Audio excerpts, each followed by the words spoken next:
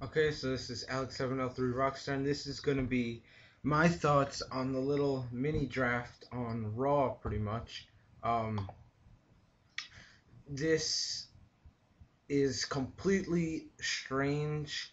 I think it's ridiculous that they're having two drafts a year, two fucking drafts a year. It's ridiculous. They might as well make it um so that there are no brands and people can just wrestle on all three shows again like they had it before years in 2001 or whatever. Um, because it's ridiculous that they're just switching people around every 2 months.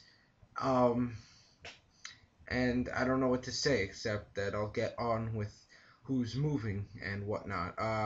So to Raw, Mark Henry is going, Evan Bourne, Jack Swagger, Alicia Fox, and Gail Kim. I'll start with Mark Henry. He's getting a face push. He's a big dude, so he's definitely gonna get pushed on Raw. I don't necessarily like him wrestling, but I think he can have a good character. So I actually don't think that's the worst thing that happened, except for that they're probably going to use him, which means that they won't use MVP and The Miz as much. And the next guy, Evan Bourne, is going to Raw. This is an absolutely horrible decision, considering how that ECW got raped in this mini draft, essentially. This is horrible. Evan Bourne is a great wrestler. He's proven that he is really exciting. Kids like him. I like him.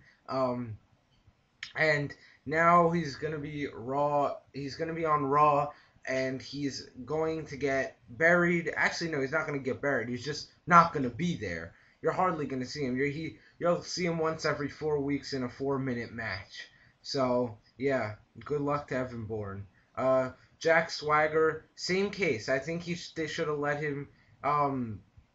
They should have let him develop some more in ECW. He had some good things going there. He has potential to be their top star in a couple of years. But so hopefully they realize that and they don't bury him on Raw too. But I think that if they don't bury him, then this could be good because then this could lead to a lot of interesting feuds. But to be honest, with Mark Henry, Big Show, Triple H, Randy Orton, Batista, HBK, who else? All those people, he's probably not going to get all that much airtime. Cena, he's probably not going to get all that much airtime. So that is very disappointing. Um, Alicia Fox, she, in the course of a year, has been to all three brands, and I'd say by the end of the year, she's going to go to a fourth, and it's called TNA. She's going to get released in a couple of months, and TNA will probably pick her up. She is talentless. She has no future. Who cares? And Gail Kim, I'm sad that they didn't give her a match against Melina at one point, but I think that she can shine better on Raw.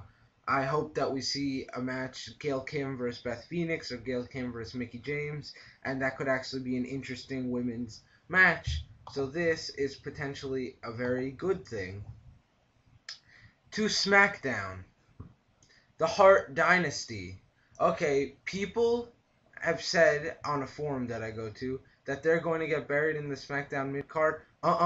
On SmackDown in the past couple of months, pretty much no one has gotten buried. I think this will help them shine like motherfuckers. They're going to grow there. In fact, I can actually see at one point, even though they're both heel teams, Edge and Jericho versus Hart Dynasty for the tag titles on SmackDown. Or they'll just keep getting better and better, having bigger and bigger status. And let me just say, thank God they didn't move to Raw because they would have gotten the Evan Bourne future. So I think that this is a great, good thing for SmackDown. Hopefully, instead of the dumb Crime Time segments they've been doing, they'll have not dumb Hart Dynasty segments.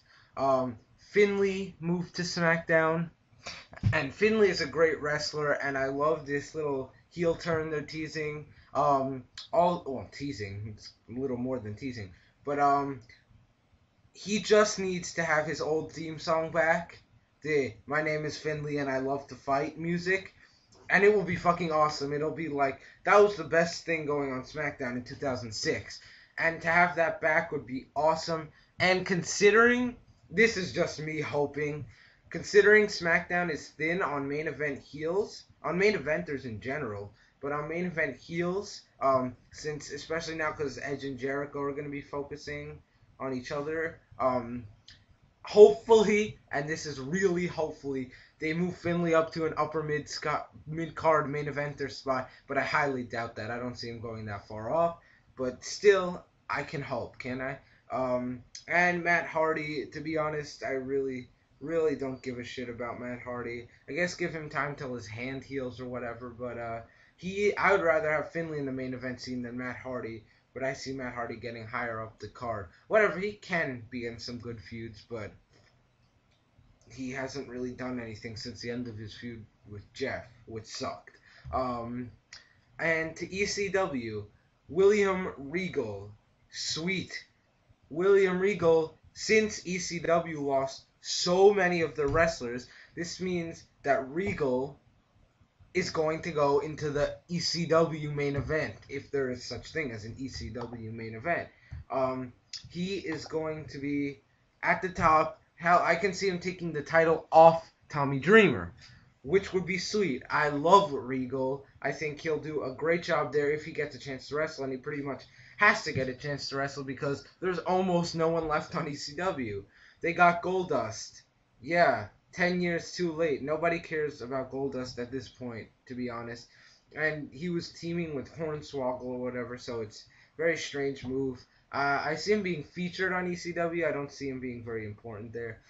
Shelton Benjamin got moved there. Same thing as Regal, essentially. I actually like this move because on SmackDown he wasn't doing much. He was. I actually think there was a report. I don't think he's won a match since January. So on ECW, hopefully he'll get a chance to win. He also may take the title off Dreamer. I think ECW is the perfect place for him. And I think he'll get a good chance to wrestle there. And then the Bellas, as in the team that no one cares about. Who gives a shit? So anyway, overall, the mini draft was pointless. But some good things came out of it. I mean, SmackDown got better, if that's possible at this point, than they already were. Yeah, that's pretty much the only good thing, I guess. But Swagger could be good if he gets a chance to shine on Raw. And nothing else really good came out of this. ECW got raped. They got Regal and Shelton, which could be good. But it's going to be Dreamer, Regal, Shelton, and Christian. And no one else. They have to bring up some new FCW talent, because can't tell me Ricky Ortiz is going to cut this. He's pretty bad. So, unless he's on SmackDown. Is he on SmackDown? I don't know. But, they need to bring up some new FCW talent. But, hey, the last time we said they need to bring up some new talent, they did. That's what ECW is there for, I guess. I'm crossing my fingers that Kaval, a.k.a. Low Key, comes up and wrestles there. That would be fucking sweet if that happened. Then ECW would be awesome once again. But essentially, it's not that they have bad wrestlers, but they have a really thin roster. And Raw continues to be the worst show because as much as they bring new talent, they still have Orton, who I used to like, and I'm really souring on him. Triple H, who fucking sucks at this point. Cena, who I like a lot, but seriously, he's burying The Miz right now. A little ridiculous. He's not going to lose his spot is what I'm saying. And he shouldn't, but he's still not going to lose his main event spot. Big Show, Mark Henry, and when Shawn Michaels comes back and when Batista comes back, that's going to be a cluttered main event scene, which means that Bourne and Swagger aren't going to get a chance to wrestle and move up the card properly, and neither will MVP and The Miz. So, Raw is still going to suck. Unfortunately, it should be their premiere show. And, yeah, I hope you tune in for my other videos. Okay, see you guys later.